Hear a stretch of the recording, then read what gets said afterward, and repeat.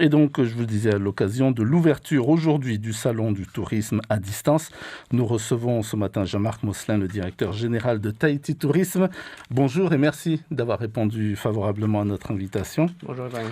Alors, lors de la précédente édition du 7 au 16 septembre, le premier salon virtuel avait reçu 40 000 visiteurs sur votre page, la page internet de Tahiti Tourisme, et vous avez pu mettre en relation plus de 10 000 clients potentiels avec des prestataires. Alors cette fois-ci, la manifestation va durer 5 jours supplémentaires et bénéficie donc de l'expérience forcément de la précédente manifestation. Vous visez combien de visiteurs ? Au moins autant. Donc déjà, ce qui est satisfaisant, c'est qu'on a plus de 200, je vous entendais ce matin dire 100, mais on a plus de 200 prestataires. 530 offres, donc c'est déjà très, très satisfaisant et on s'attend à ce qu'il y ait une meilleure participation cette année. D'autant plus que le salon du tourisme de février, qu'il soit à distance ou présentiel, est extrêmement important puisque ça se fait au milieu de notre basse saison. Et effectivement, les prestataires, les hôtels et les pensions en ont vraiment plus que besoin. D'accord. Alors en septembre dernier, les critiques qui revenaient le plus souvent des exposants concernaient surtout les connexions Internet. Alors je vous propose d'entendre tout de suite Tania. Elle tient une pension du côté de Hivaoa, aux Marquises. Kana House, c'est le nom de cette pension. Alors elle revient d'abord sur le salon du mois de septembre auquel elle a participé. On se retrouve tout de suite après, vous pourrez réagir. On ne pouvait pas honorer les demandes qui ont été faites à l'avance parce que les avions ne collaient pas du tout. On a déjà des problèmes de connexion et là, ça s'est multiplié avec tout le monde qui était sur le réseau. Et du coup, on ne pouvait pas satisfaire non plus les demandes. Pourquoi pas remettre dans les mains des agences de voyage pour nous représenter, étant donné qu'ils sont présents là-bas. Cette possibilité du virtuel, malgré que ça n'a pas marché la première fois, on essaie de tenter un deuxième coup, on n'a pas trop le choix. Nous sommes trop loin de tous, on n'a pas trop le choix. Voilà, on vient d'entendre Tania qui tient la pension Kana House à Hivaoa aux Marquises.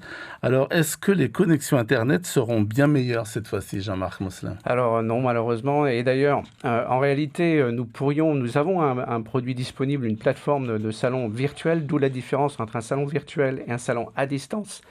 Le salon virtuel, c'est effectivement un salon où vous êtes derrière votre écran et le prestataire également, qu'il soit aux Marquises ou à Tahiti, et on peut échanger directement avec lui ou avec elle par visioconférence, faire ses réservations, etc. Ça, effectivement, ce n'est pas possible. Ça ne dépend pas malheureusement de Tahiti Tourisme, ce serait fantastique. Je pense que l'OPT a déployé tous les câbles qu'il faut dans les îles principales.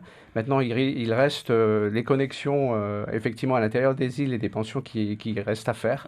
Et c'est quelque chose qui est effectivement extrêmement important. Par contre, je rebondis sur le fait que l'utilisation des agents de voyage, alors effectivement, il n'y a pas seulement que Air Tahiti chez qui vous pouvez réserver vos billets d'avion. Et il y a aussi 5 agents de voyage qui sont connectés et avec qui vous pouvez réserver vos vols.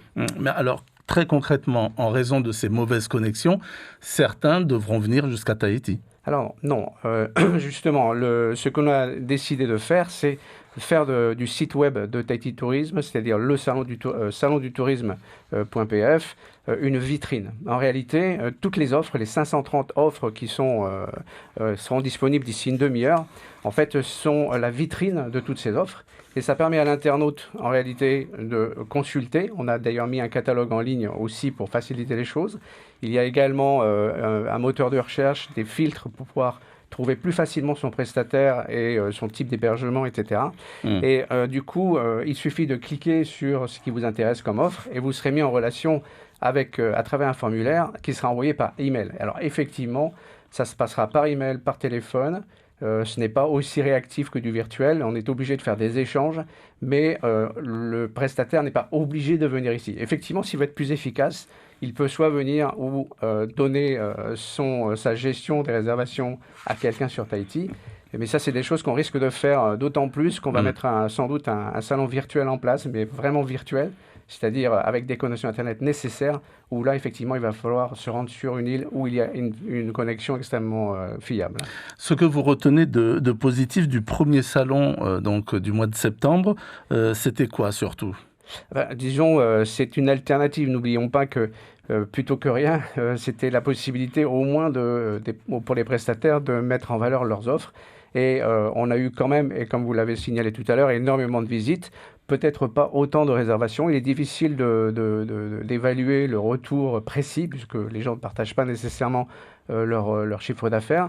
Mais il y a également des choses à noter, c'est que vous avez des prestataires qui habituellement ne sont pas sur le salon du tourisme en présentiel, mais qui se connectent, enfin qui s'inscrivent au salon du tourisme à distance, parce que pour eux, et notamment en particulier énormément de prestataires, parce que sur le salon physique, ça leur coûte un petit peu d'argent, il faut qu'ils se déplacent sur Tahiti, etc. Alors que sur le salon à distance, c'est plus facile de s'inscrire et ça coûte beaucoup moins cher.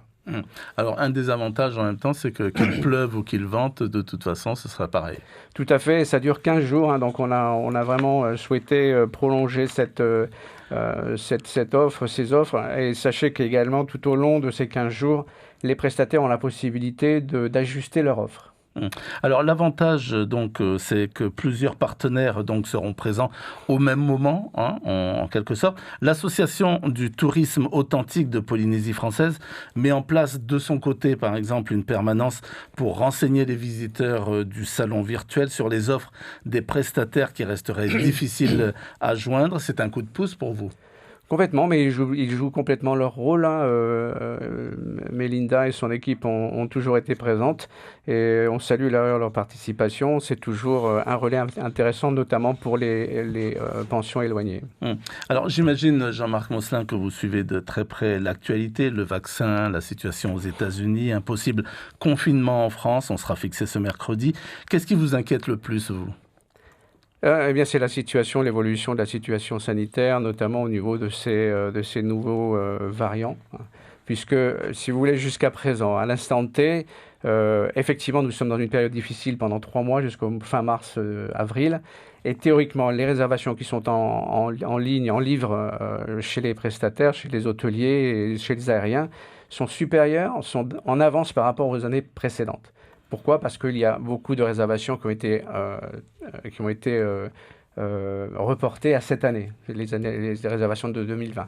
Sauf que si la situation sanitaire continue à se dégrader en Europe, sur les 2 marchés en fait qui nous sont ouverts aujourd'hui, c'est la France et les États-Unis, il est clair qu'on va être affecté, mais on a évidemment de grands espoirs avec le vaccin, sachant qu'il faut que ce vaccin se déploie le plus rapidement possible.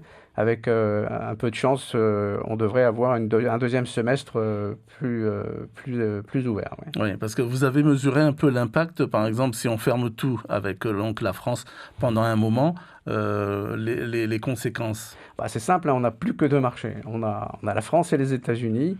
On s'attend à ce que le nouveau président des États-Unis renforce un petit peu les mesures sanitaires que son prédécesseur n'avait pas voulu mettre en place. Il est clair qu'on est exposé et donc on a effectivement des raisons d'être inquiets sur ces 2 marchés. Alors la crise n'est pas encore complètement finie, hélas.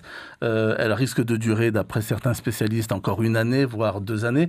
Vous, qu'est-ce que vous retenez surtout comme leçon de cette expérience surtout? Donc leçon, elle est simple, c'est qu'il nous faut être totalement agile, réagir tout de suite en termes de communication dès qu'il y a un changement en termes de formalité d'entrée, pour que tous nos vendeurs à l'étranger, quel que soit le marché, soient au courant à l'instant T de ce qu'il faut, s'il faut un nouveau vaccin, s'il faut se faire tester, etc. Donc c'est extrêmement important de garder d'être très proche de ces vendeurs. 2, il faut être agile dans le sens que si un marché se ferme, il faut transférer nos budgets sur un autre marché pour pouvoir justement mettre tous les efforts sur les marchés qui restent ouverts.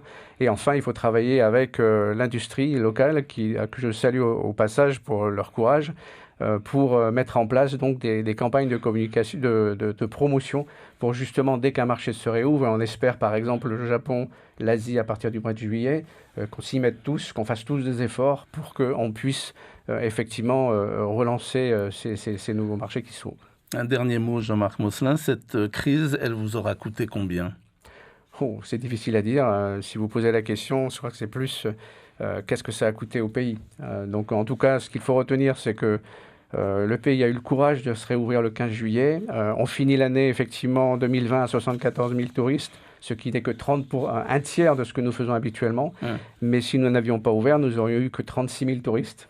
Nous aurions des hôtels et des prestataires qui seraient toujours fermés à l'heure actuelle, et on aurait des centaines d'emplois qui seraient toujours totalement perdus. Donc, 74 000 touristes, c'est un résultat, enfin un total que vous comptez améliorer ces prochains mois. Ouais. L'objectif, c'est au minimum de doubler ça pour cette année, mais encore une fois, nous sommes totalement dépendants de la situation sanitaire.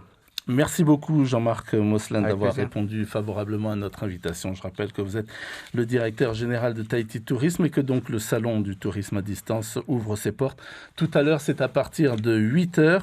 On peut rappeler l'adresse encore une fois, c'est www.salondutourisme.pf et puis il y a, vous l'avez entendu, 530 offres qui vous attendent. Merci encore. Merci.